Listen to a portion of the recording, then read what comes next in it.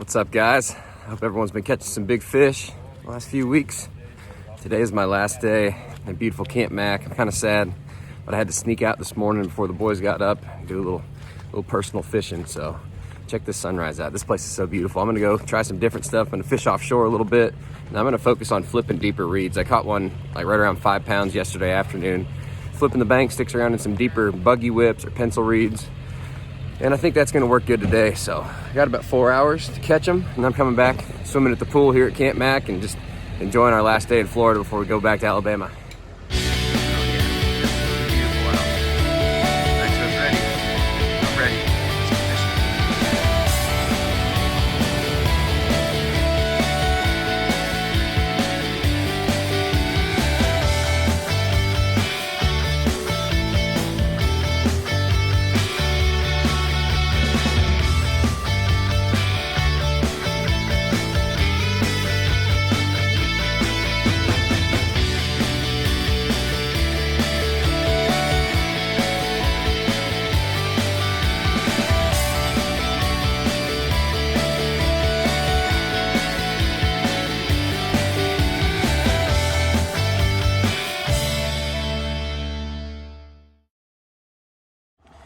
Alright, so the first spot here is pretty cool. Something my buddy Miles found the other day, and I'm gonna fish it hard.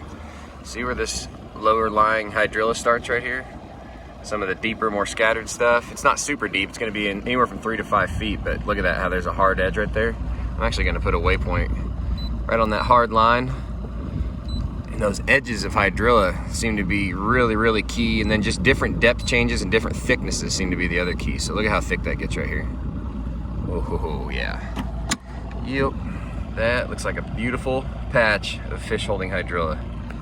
Now I just got to break it down. I'm gonna throw a chatterbait in it. That's probably the best bait you can possibly throw on a grass flat, either chatterbait or lipless. Sometimes a spinnerbait, but this just is a beautiful chatterbait morning. I hope there's some hungry ones in there. I love Florida so much. I'm sad that it's my last day here. It'll be good to get home to Alabama.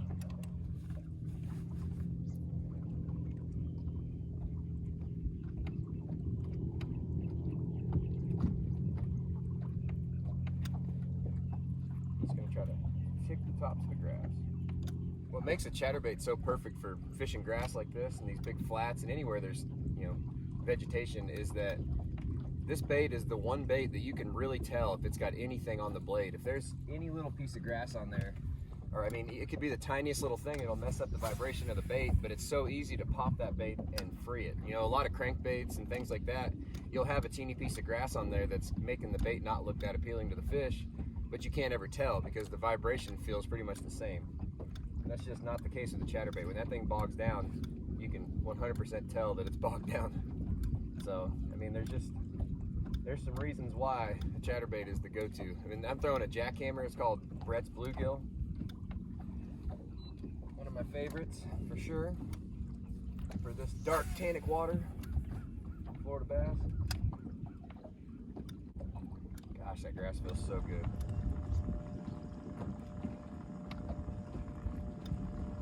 And I'm throwing this bait on a 7.4 medium heavy TFO tactical. That's the way I like to roll. All my chatterbaits is on that rod. And also on their tactical elite bass. But this is just a sweet setup. I got a 6/8-to-1 Johnny Morris Platinum Signature and 17-pound Vicious Pro Elite fluorocarbon.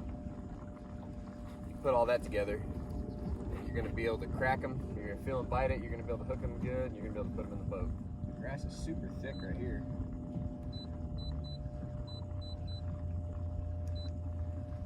It's really, really thick. I'm going to try to get to where it thins out a little bit. Yeah, it's like almost topped out right here. It's kind of weird.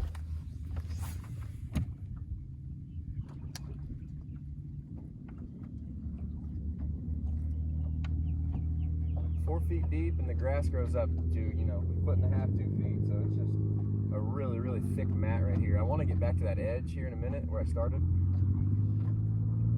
because it was like totally clean. I mean, there was zero grass, and all of a sudden it was just grass everywhere. So.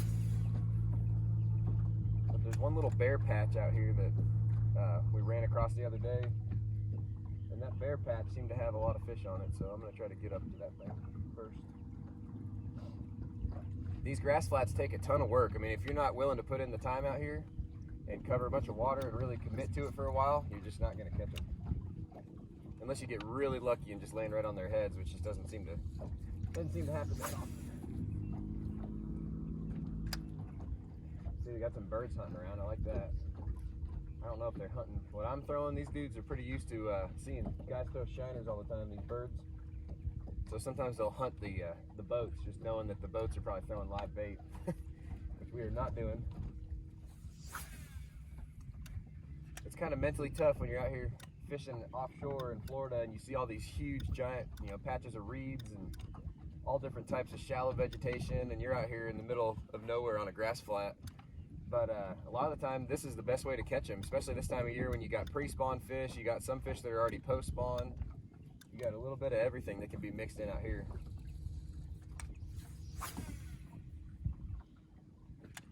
I'm throwing a razor shad on the back of this chatterbait.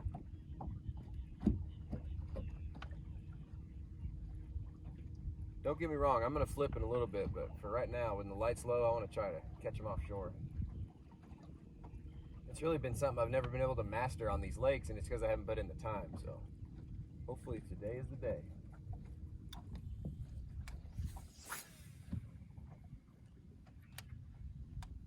We're getting a little shallower now. 3.9. Just saw a bait fish pop right out there. Good sign. I'm really not exactly sure what kind of bait fish that is. Some sort of little minnow.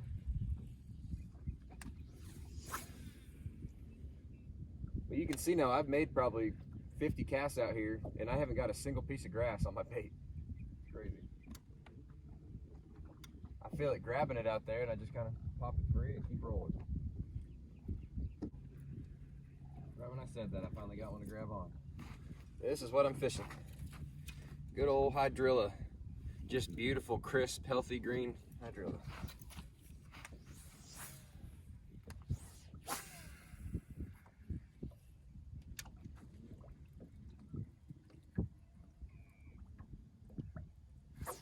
Oh, that was a bite. That was a bite. It had to be a bite. I'm gonna drop the power poles out here.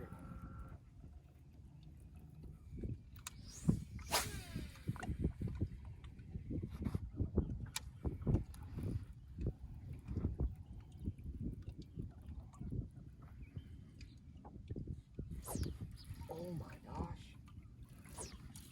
What? Got him that time. Oh my gosh. I just got 3 bites in a row and that feels like a good one. Okay. That was scary. It went donk, donk, donk.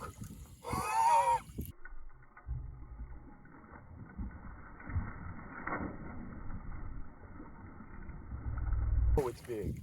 It is big. It's daggum big. I don't want to lose this one. Oh my gosh, that is a strong fish. Holy cow.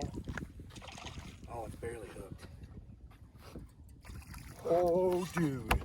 Oh, dude. Uh-oh. The bait just fell out. Look at that toad. That is amazing. Oh, it's pooping everywhere. Look at that fat toad. Oh my gosh. On the jackhammer with the razor shad. Holy cow, there might be a bunch of them in there. I gotta put this dude in the live one and throw back in there. That is terrifying. That is terrifying. What just happened?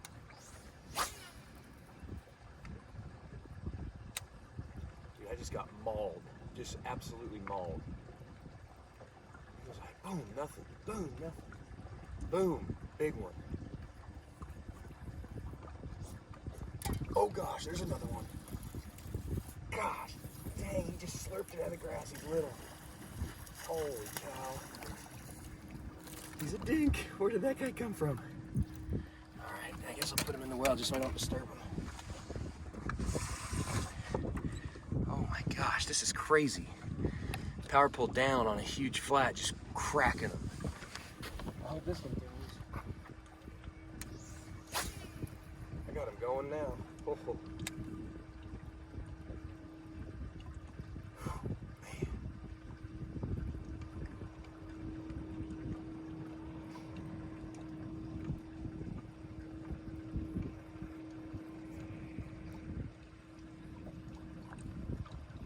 What happened is I hopped the bait. Oh, when I hopped it that first time, golly. That's insane. So cool.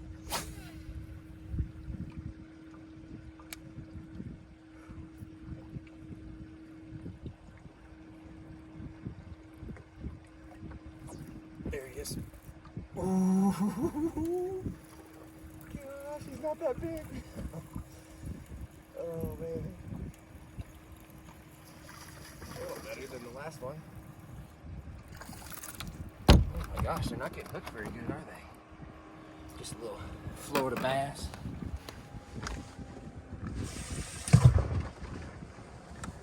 Catch another one.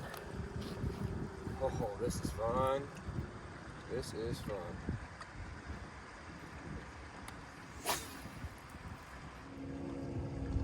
I just think that's a school of feeders. I mean, they're just out here eating. And that one I just caught, that big one, ooh, she looks beautiful and healthy and fat. My gosh. I think these ones have seen enough of me. They're like, all right, you caught us, now quit. We quit, we surrender. Water 70.9 degrees.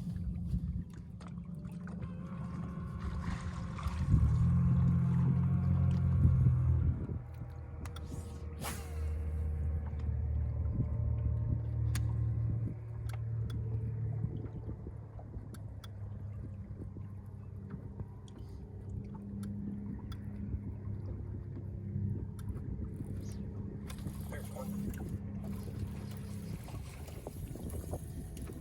Not that big. Pretty decent. Man, they're all coming off when they get in the boat. That's weird. It's like they're just slapping at it. That one's peeing too. Look at that. That is weird.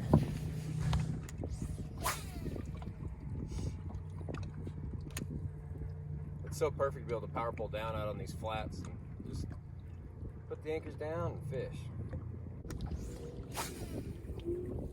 I really thought I was going to get some more bites through there. You know, I probably had 6 or 7 bites and caught 4 of them, but I've continued to work down this line this way, and I just haven't really ran into any more areas that are set up just right. So that right there was an awesome group of fish, and you know, getting bit early in the morning like that offshore just feels really, really good. So unfortunately, the bites kind of dried up on this flat, and I only caught that one good one and several little ones, but I really am looking forward to going up and flipping. The wind's blowing pretty hard, but I'm going to try to find some protected places and catch them pitching the little bang sticks around and some of these reeds and things like that, looking for another big bite. But that was so cool to pull up and just get hammered. First bite of the morning, be a good one. Nice, healthy bass on the Kissimmee Chain. Cypress Lake has got some grown ones in it for sure.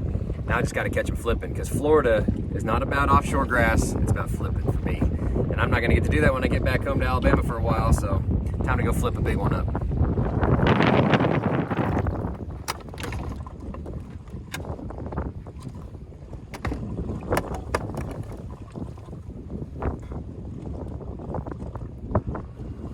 The wind is really, really ripping now. It is rough out there on the main lake. I'm over here at Lake Hydrilla now. Just gonna start flipping these deeper isolated reed patches and these deeper Kissimmee grass beds and some of these pads. And just pretty much flip everything that looks good and see if I can run into a big one. I'm also gonna check the bottom hardness. I'm gonna keep poking my rod down the water and see if it's sandy or if it's just kind of muck. I really like that sandy bottom.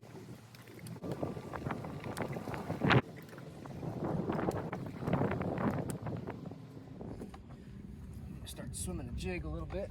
Some of the shallow stuff. Just flip that big long stretch, no bites.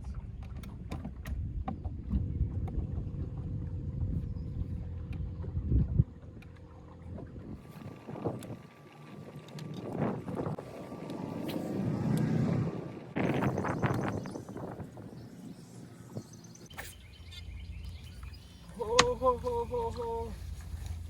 Dang it!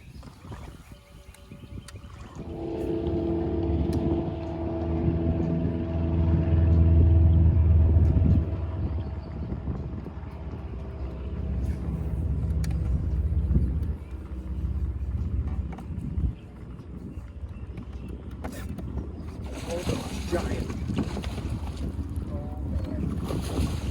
Oh yeah, baby on the swim jig. Oh my gosh, I just broke my rod. Uh-oh. That is a toad on the cross-eye swim jig.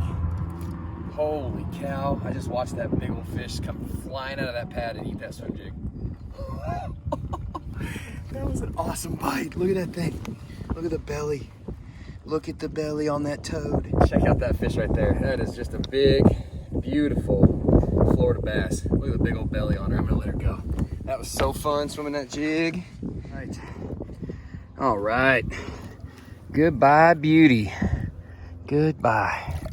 That was a gorgeous, gorgeous Florida bass. She came right off that lily pad right there and absolutely slurped it. I thought it was a mudfish when I saw her come out. Big old bass. That's my second good one of the day. I'm gonna keep on swimming a little bit longer and then head back to Camp Mac. All right guys, so this is some top secret stuff right here. This is a Z-Man cross-eye snakehead swim jig, but the trailer I got on there is the new Z-Man goats. And this is a trailer that is gonna be coming out.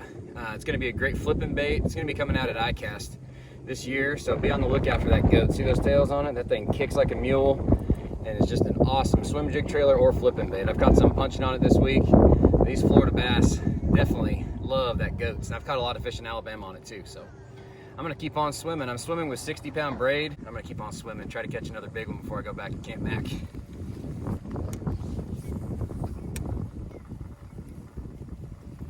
That was a big old pre-spawn female.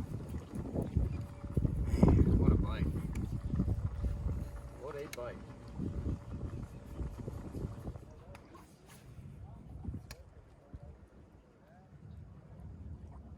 When I'm fishing this swim jig, I like to just fish it with little pops like this. And sometimes I just wind it through the stuff here in Florida, but a lot of the time I'm just doing this little popping technique. Just cracking that swim jig, trying to get those fish to react to it. When you crack the bait, it almost hovers the bait in place. So you can just make that thing almost not even move. And this is a 1/4 ounce swim jig, so it's pretty light. Gosh, they love it. This new goats is gonna come in 3 different sizes, from a small, little 2.8 inch, I believe is what it's gonna be, Ned rig style goats, and little cross-eyes power finesse jig trailer goats, and then you're gonna have the big ones. This is one of the big ones that I've cut down just a little bit, and they're just perfect swim jig trailers or bigger flipping options. But with those 3 sizes, this is going to be such a versatile fish catching bait. I'm excited for it to be available to the world. It's made out of Elastec. I've been down here in Florida for, it's been like a week now that I've been fishing down here, and I've probably caught 30 fish on this swim jig, and I have not changed the trailer out. It's crazy. I actually have changed jigs once because my weed guard got messed up, but I haven't changed the trailer. I just keep pulling the trailer off and putting it on there. So you guys know, if you're swimming a jig and catching a lot of fish, normally you're going through trailers like crazy, but with the Elastec, you don't have to go through them. I love catching them flipping, but it's just such a slow moving deal. And if you can, cover water like this and get bites, we got a little bit of cloud cover roll that's kind of scattered and rolling through. And I just love to be able to cover water and move fast. That's just such a good way to do it. I flipped a lot back through there, as you guys saw, and I did not get any bites. So sometimes you just gotta pick up the moving bait and go. Swimming's more fun than flipping anyways. Right, Alabama guys? Everyone from Alabama knows that. I've never found a way to catch them that I didn't enjoy if I'm catching them, but man, swimming a jig is just sweet. It is so much fun. I guess the key really was finding this place that was protected from the wind and has the right ingredients. It's got good hard sandy bottom and tons of grass, and it's super windy today, so being able to find a place that's not just rolling definitely was one of the main keys to being able to catch another good fish. There should be another one in here somewhere. There she is. Oh, it's not that big, but I'll take her. That's funny. Cold shot, gotta love it. Goats, baby. That's a pretty one. Nice healthy bass. She flew up on it Alabama style. Came up and slurped it on top.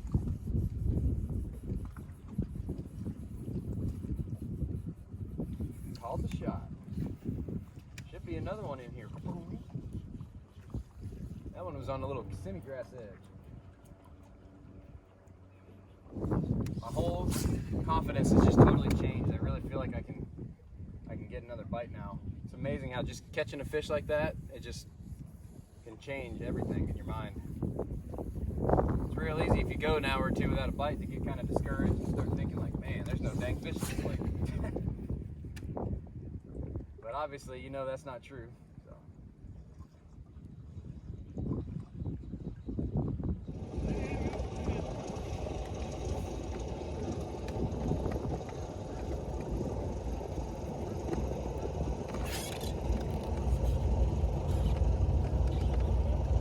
Hey, got me buried in the pad.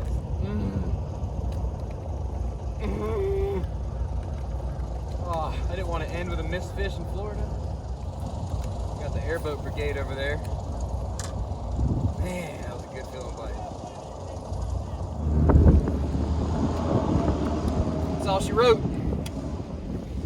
I hope I get to come back to Florida this year, visit Camp Mac again, but as of right now, I don't have any plans to, so I'm so sad that I just lost my last Florida bass. One thing to remember is you gotta give time to your kids.